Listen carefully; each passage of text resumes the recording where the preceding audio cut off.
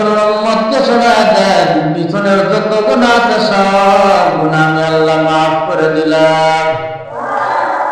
পয়গম্বর আলাইহিস সালাতু ওয়াস সালাম আরো বলেন, আস-সাওমু জান্নাতুন মা লাম ইয়াফরিকুহা। এই উম্মত, রমজানের রোজা রাখবা, তবে সাবধান। আস-সাওমু জান্নাতুন, রমজানের রোজা তোমার সাথে থাকবে, তোমার ঢাল স্বরূপ। জাহান্নাম তোমার দিকে ধেয়ে ধেয়ে আসবে, রোজা তোমার সামনে যা বাধা হয়ে দাঁড়ায় যাবে। জাহান্নাম তোমার দিকে আসবে, রোজা জাহান্নামের সামনে ব্যারিকেড দাঁড়ায় যাবে।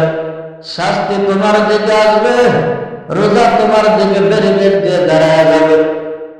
কিয়ামতের বিভীষিকাময় কঠিন মুসিবতের ময়দানে যখন পড়ে যাবা, সমস্ত বেষ্টনী দিয়া যখন বিপদ বদলবে, রাসূল বলেন, আস-সাওমু জান্নাতুন মা লাম ইয়াফরিকুহা। এই উম্মত, রোজাটাকে রাখবা, সমস্ত বিপদ আপদ যখন কিয়ামতের ময়দানে তোমার সামনে আসবে, এই বিপদ আপদগুলো রমজানের রোজাটা ঢাল হয়ে দাঁড়ায় যাবে। তবে সাবধান, মা লাম ইয়াফরিকুহা, রমজানের রোজাতে তোমার ঢাল হয়ে যাবে, এই ঢালটা যেন ছিদ্র না হয়।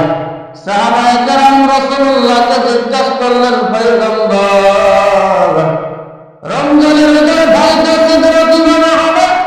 নবী আমার বললেন, ক্বালা রাসূলুল্লাহ সাল্লাল্লাহু আলাইহি ওয়াসাল্লাম, বান্দা যখন রোজা রাখবা, রোজা রাখার পরে গীবাতিন আও কাযিবাতিন, মিথ্যা কথাও যদি বলো, বিপদ যদি করো, দুইটা আমল যদি বান্দা রোজা থাকা অবস্থায় করো, রোজার যে ঢালটা